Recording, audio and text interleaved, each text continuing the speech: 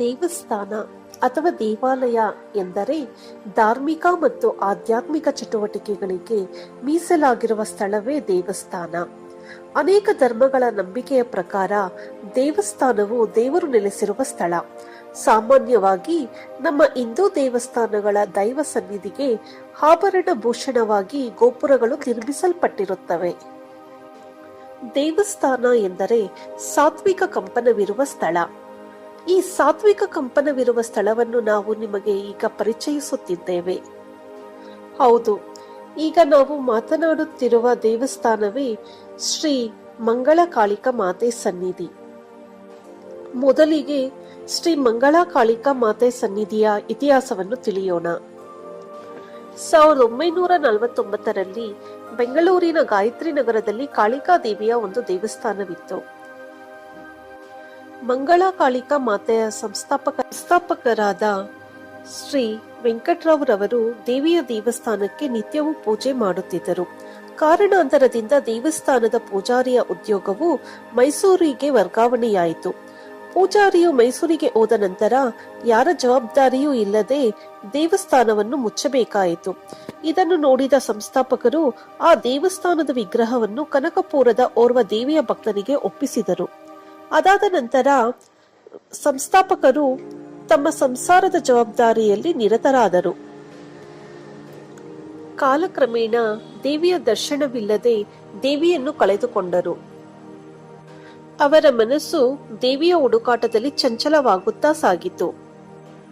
ಅವರ ಹುಡುಕಾಟದಲ್ಲಿ ಚಿಕ್ಕಮ್ಮ ದೇವಿಯ ಆಶೀರ್ವಾದದಿಂದ 1992ರಲ್ಲಿ ಗಂಗಾ ಪೂಜೆ ಹಾಗೂ ವಾಲಗದ ಸಮೇತ ಮಂಗಳವಾದ್ಯದೊಂದಿಗೆ ಅತಿ ಭಕ್ತಿ ಮತ್ತು ನಿಷ್ಠೆಯಿಂದ ಸಂಸ್ಥಾಪಕರು ಪಂಚಲೋಹದ ಕಾಳಿಕಾ ದೇವಿಯ ವಿಗ್ರಹವನ್ನು ತಮ್ಮ ಸ್ವಗೃಹದಲ್ಲಿಯೇ ಸ್ಥಾಪನೆ ಮಾಡಿದರು.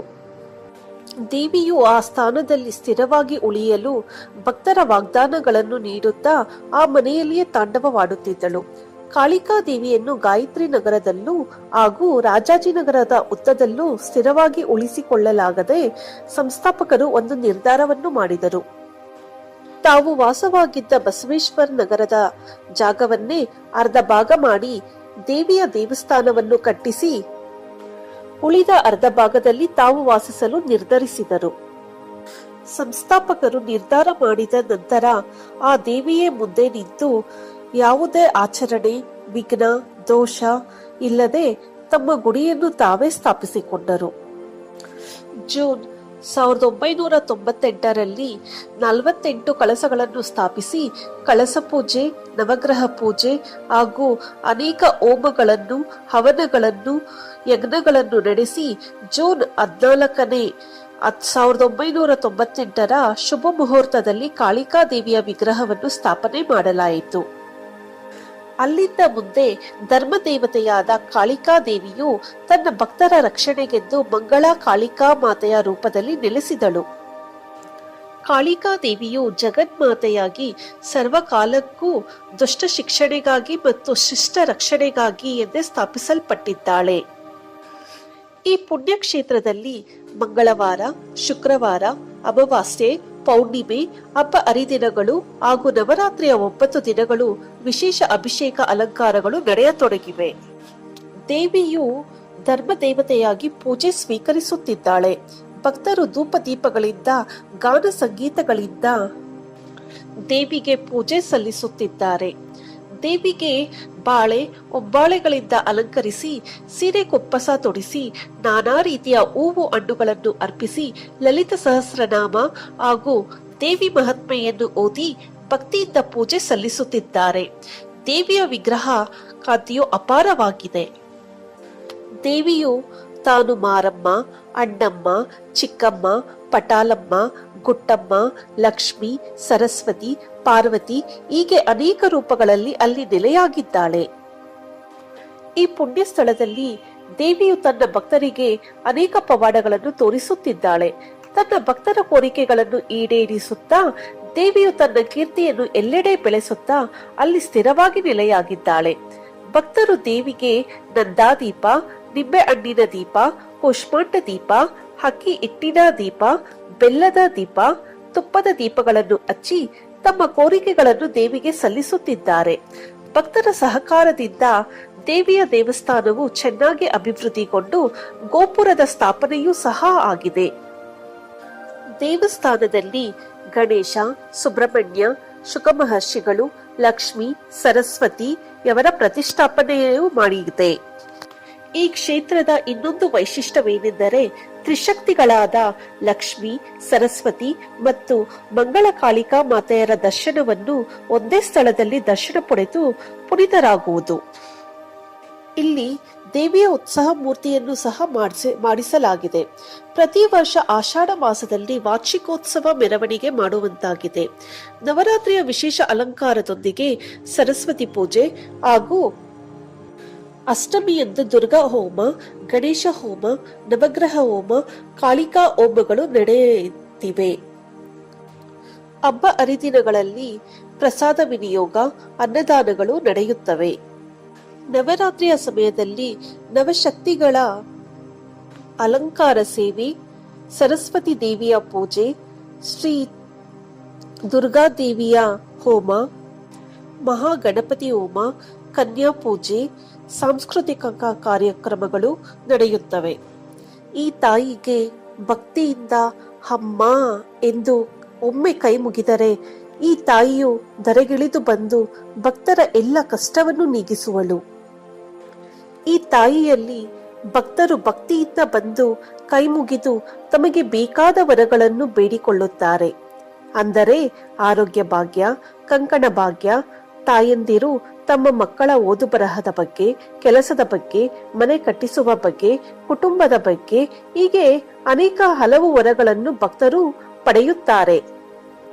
ಬನ್ನಿ ಈಗ ಸ್ವತಃ ಭಕ್ತರೇ ಏನೆನ್ನುತ್ತಾರೆ ನೋಡೋಣ. ನನ್ನ ಹೆಸರು ಕಲಾಕೃಷ್ಣ ಅಂತ. ನಾವಿದೆ ಎಲ್ಲ ಬಸವೇಶ್ವರನಗರನೇ ನಡೆದಿದ್ದು. ಸ್ವಲ್ಪ ಮುಂದಕ್ಕೆ ದೇವಸ್ಥಾನದಿಂದ ಒಂದು ಮುಂದಿನ ರೋಡಲ್ಲಿ ನಡೆದಿದ್ದು. ನಾನಂದ್ರೆ ತುಂಬಾ ವರ್ಷದಿಂದ ಬರ್ತಾ ಇದ್ದೀನಿ ದೇವಸ್ಥಾನಕ್ಕೆ. ನನ್ ತುಂಬಾನೇ ಒಳ್ಳೇದಾಗಿದೆ. ನನ್ನ ಕಂಬಿಟ್ ದೀಪ, ಬೆಳ್ಳಿ ದೀಪ, ನಿಂಬೆ ದೀಪ, ಎಲ್ಲಾ ತರದ ದೀಪನೂ ಹಚ್ಚಿದ್ದೀನಿ. ನನ್ನ ಮಗಳಿಗೆ ಒಳ್ಳೆ ವರ ಸಿಕ್ಕಿದ, ನನಗೆ ಮದುವೆನೂ ಆಗಿದೆ. ಅಮ್ಮನ ಕೃಪಾ ಕಟ್ಟಿಸ್ಕೊಂಡೆ. ಅವತ್ತು ಹೂವನೂ ಕೊಟ್ಲು ಅಮ್ಮ ಪತ್ರಿಕೆ ತಂದ್ಕೊಟ್ಟಾಗ. ಅಲ್ಲಿಂದ ಎಲ್ಲ ಒಳ್ಳೇದಾಗಿದೆ. ನನ್ನ ಎಜುಕೇಶನ್ ಸಿಕ್ಕಿದೆ, ಒಳ್ಳೆ ಬಿಸ್ನೆಸ್ ಆಗಿದೆ. ಅಂದ್ರೆ ಅಮ್ಮ ಎಲ್ಲ ನೆರವೇರಿಸ್ಕೊಟ್ಟಿದ್ದಾರೆ. ಅದರಿಂದ ನಾವು ವಾರವರೆಗೂ ಬರ್ತೀವಿ. ಮತ್ತೆ ನಮ್ದೊಂದು ಗ್ರೂಪ್ ಇದೆ, ಇಲ್ಲಿ ಪಾರಾಯಣ ಕೂಡ ಮಾಡ್ತಾ ಇದ್ದೀವಿ. ನಾವು ಪಾರಾಯಣ ಮಾಡ್ತಾ ಇದ್ದೀವಿ. ಒಂದು ವಾರ ಮಿಸ್ ಆದ್ರೂ ನಮ್ಗೆ ಏನೋ ಮಿಸ್ ಆಗಿದೆ ಇಲ್ಲಿ ಅನ್ಸ್ತಾ ಇರುತ್ತೆ. ಅಷ್ಟು ಇದಾಗಿದೆ ಅಮ್ಮನ ಹತ್ರ. ತುಂಬಾನೇ ಒಳ್ಳೇದಾಗಿದೆ. ಎಲ್ಲಾರ್ಗು ಒಳ್ಳೇದ್ ಮಾಡಿ ಸರ್ವೇ ಜನ ಸುಖಿನೋ ಭವಂತು. ನಾನಿಲ್ಲೇ ಬಸವೇಶ್ವರನಗರದಲ್ಲಿ ಹೋದ ವರ್ಷ ಸುಮ್ಮನೆ ಎಲ್ಲ ಮಾತಾಡ್ಕೊಂಡು ಇಲ್ಲಿ ಲಲಿತಾ ಸಹಸ್ರ ಮಾಡೋಣ ಪ್ರತಿ ಶುಕ್ರವಾರ ಬಂದು ನಾವು ಯೋಗ ಕ್ಲಾಸಿಗೆ ಬರ್ತೀವಿ ಎಲ್ಲಾದ್ರೆ. ಹಂಗೆ ಬಂದು ಹೇಳೋಣ ಅಂತ ಸುಮ್ಮನೆ ಅನ್ಕೊಂಡ್ವಿ ಎಲ್ಲಾದ್ರೆ. ಹಂಗೆ ಎಲ್ಲ ಬರಕ್ ಶುರು ಮಾಡಿದ್ರು. ಎಲ್ಲ ಚೆನ್ನಾಗಿ ಅವಾಗ ಒಂದು ವರ್ಷದಿಂದನೂ ಚೆನ್ನಾಗಿ ನಡೆಸ್ಕೊಂಡು ಬಂದಿದ್ದೀವಿ. ನಮ್ಗೆ ಈ ತಾಯಿ ನೋಡಿದ್ರೆ ಏನೋ ಒಂದು ನೆಮ್ಮದಿ, ಒಂದು ಮನ್ಸಿಗೆ ಏನೋ ಖುಷಿ. ಬಂದು ಹೇಳಿದ್ರೆ ಸಮಾಧಾನ. ತಪ್ಪೋದ್ರೆ ಏನೋ ಒಂಥರ ಹಿಂಸೆ ಆಗ್ತಿರುತ್ತೆ. ಇವತ್ತು ಹೋಗ್ಲಿಲ್ವಲ್ಲ ಅಂದ್ಕೊಂಡು ಇದರಿಂದ ನಮ್ಗೆ ಒಂಥರ ಒಳ್ಳೇದಾಗಿದೆ. ಅದೇ ಮುಂದನೂ ನೋಡ್ಕೋಬೇಕು ನಮ್ಮನ್ನ ಅಷ್ಟೇ. ಕೆಲವು ಪ್ರಾಬ್ಲಮ್ಗಳಿದೆ, ಅದು ಸಾಲ್ವ್ ಮಾಡುವಂತ ಕೇಳ್ತಾ ಇದ್ದೀನಿ ದೇವಿನ. ನಾವು ದೇವಸ್ಥಾನದ ರೋಡಲ್ಲಿ 20 ವರ್ಷದಿಂದ ಈ ದೇವಸ್ಥಾನದಲ್ಲಿ ನಾವು ಬಂದು ಹೋಗಿ ಮಾಡ್ತಾ ಇರ್ತೀವಿ. ತುಂಬಾನೇ ಶಕ್ತಿ ಇದೆ ನಮಗೆ. ನಮ್ಮ ಫ್ಯಾಮಿಲಿನಲ್ಲಿ ಶಾಂತಿ, ನೆಮ್ಮದಿ, ಸಂತೋಷ ಮೂಡಿಟ್ಟಿದೆ ಅಮ್ಮ. ನಾವು ಅಮ್ಮನ ನೆನೆಸ್ಕೊಂಡೆ ಎಲ್ಲ ವಿಷಯದಲ್ಲೂ ನೆನೆಸ್ಕೊಳ್ತಾ ಇರ್ತೀವಿ. ನಮ್ಗೆ ಇಲ್ಲಿ ತುಂಬಾ ಒಳ್ಳೇದಾಗಿದೆ. ಇವರಿಗೆಲ್ಲ ಮದ್ವೆ ಆಗಿದೆ. ಮತ್ತೆ ನಮ್ಗೆ ಏನಾದ್ರು ಸ್ವಲ್ಪ ತೊಂದರೆ ಆಯ್ತು ಅಂದ್ರೆ ಅಮ್ಮನ ಹತ್ರ ಬಂದು ಬೆಲ್ಲದಾರ್ತಿ ಮಾಡಿ ಅದನ್ನ ಸಂಕಲ್ಪ ಮಾಡ್ಕೊಂಡು ಹೋಗ್ತೀವಿ. ನಮ್ಗೆ ತುಂಬಾ ಒಳ್ಳೇದಾಗಿದೆ. ಅನ್ಕೊಂಡಿದ್ದೆಲ್ಲ ಆಗಿದೆ. ಇಲ್ಲೇ ಮನೆ 4ನೇ ಮನೆ ಕಟ್ತಿದ್ದೀನಿ. ಇಲ್ಲಿ ಬಂದು ತುಂಬಾ ಹಚ್ಚಿಗೆ ಹೋಗ್ತಾ ಇದ್ದೆ. ಮನೆ ಕಟ್ಬೇಕಾದ್ರೆ ನಂಗೆಲ್ಲ ಒಳ್ಳೇದಾಗಿದೆ. ನನ್ನ ಮಕ್ಕಳು ಓದೋದಾಗಿದೆ, ನನ್ನ ಮಗಳು ಅಲಂಕಾರ ಚೆನ್ನಾಗಿದೆ. ಒಂದು ಶಕ್ತಿ ಇದೆ, ನಮ್ಗೆ ಸಿಗ್ತಾ ಇದೆ. ಸೋಮಶೇಖರ್ ಅಂತ. ಸೊ ಕಾಳಿ ಮಂದಿರ ದೇವಸ್ಥಾನದಲ್ಲಿ ಒಂದು ವರ್ಷದಿಂದ ಮಾಡ್ತಾ ಇದ್ದೀನಿ. ಇಲ್ಲಿ ನನ್ನ ಫ್ರೆಂಡ್ಸ್ ಲಲಿತಾ ಸಹಸ್ರನಾಮ, ವಿಷ್ಣು ಸಹಸ್ರನಾಮ, ದೇವ್ರ ನಾಮಗಳು ಹೇಳ್ತಿದ್ರೆ ಅದೇ ಸ್ವಲ್ಪ ನೆಮ್ಮದಿ, ಧೈರ್ಯ ತುಂಬುತ್ತೆ, ತುಂಬಾ ಶಕ್ತಿ ತುಂಬುತ್ತೆ. ಬಟ್ ಮನಶಾಂತಿ ಇರುತ್ತೆ. ಮೊದ್ಲಾಗ ಮನಶಾಂತಿ ಬೇಕು. ಎಷ್ಟೇ ದುಡ್ಡಿದ್ರು ಮನಶಾಂತಿ ಇರ್ಬೋದು. ಎಲ್ಲ ನಾನು ದೇವ್ರನ್ನ ಕೇಳ್ಕೊತಾ ಇದ್ದೀನಿ, ಎಲ್ಲ ಏನೇನು ಹೇಳ್ಕೊತಾ ಎಲ್ಲ ಆಗುತ್ತೆ ಅಂತ ನಂಬಿದ್ದೀನಿ. ನಂಬಿಕೆಯಿಂದ ದೇವ್ರನ್ನ ಕಾಪಾಡೋದು, ಅದಕ್ಕಿಂತ ಹೆಚ್ಚು ದೇವ್ರ ಶಕ್ತಿ ಇದೆ ಇಲ್ಲಿ. ಸೊ ಹಾಗಾಗಿ ದೇವರು ಎಲ್ಲರಿಗೂ ಒಳ್ಳೇದು ಮಾಡಿ. ಜೈ ಸುಮಾರು ವರ್ಷದಿಂದ ಈ ದೇವಸ್ಥಾನಕ್ಕೆ ಬರ್ತಾ ಇದ್ದೀನಿ. ಇಲ್ಲಿ ಅಲಂಕಾರ ತುಂಬಾ ಚೆನ್ನಾಗಿ ಮಾಡ್ತಾರೆ. ಅಮ್ಮನ ಸತ್ಯ ತುಂಬಾ ಇದೆ. ನಾವು ತುಂಬಾ ಒಳ್ಳೇದು ಕಾಣಿದೀವಿ ಅಮ್ಮನಿಂದ. ಅಮ್ಮನ್ ನೋಡಿದ್ರೆ ನಮ್ಗೆ ಸಮಾಧಾನನೇ ಅನ್ಸಲ್ಲ. ನಮ್ಮ ತಾಯಿ ಹೇಗೆ ಹಾಗೆ ಜಗನ್ಮಾತೆ ಅಮ್ಮ. ಅಮ್ಮನಿಂದ ನಮ್ಗೆಲ್ಲಾನು ಒಳ್ಳೇದಾಗಿದೆ, ಎಲ್ಲರಿಗೂ ಒಳ್ಳೇದು ಮಾಡ್ತಾ ಇದೆ. ನಮ್ದು ಈ ಏರಿಯಾನೆಲ್ಲ ನಮ್ಮಮ್ಮ ನೋಡ್ಕೊಳ್ತಾ ಇದ್ದಾರೆ. ಆ ಒಂದು ಬಲವಾದ ನಂಬಿಕೆ ನಮ್ಗೆ ಸುಮಾರು ವರ್ಷಗಳಿಂದ ಇಲ್ಲಿ ಮಾಡ್ತಾ ಇದ್ದೀವಿ. ನಮ್ಮ ಪಾಪುಗೆ ಹುಷಾರಿಲ್ಲ, ಅದಕ್ಕೆ ತಾಯಿ ಕರ್ಸ್ಕೊಳಕ್ಕೆ ಇಲ್ಲೇ ಬರೋದು. ಇಲ್ಲಿ ಬಂದ್ರೆ ನನ್ನ ಮಗುಗೆ ಒಂದು ದಿವಸದಲ್ಲಿ ಕಡಿಮೆ ಆಗುತ್ತೆ. ನನ್ಗೆ ತುಂಬಾ ನಂಬಿಕೆ ಇದೆ, ಅದಕ್ಕೋಸ್ಕರ ನಾನು ನೋಡಿದ್ರಲ್ವಾ ಸ್ನೇಹಿತರೆ ದೇವಿಯ ಮಹತ್ವವನ್ನು. ಮತ್ತೇಕೆ ತಡ, ಬನ್ನಿ ದೇವಿಯ ದರ್ಶನವನ್ನು ಮಾಡಿ. ಇಲ್ಲಿ ದೇವಿಯ ವಿಳಾಸವನ್ನು ಕೊಟ್ಟಿದ್ದೇವೆ. Thank you.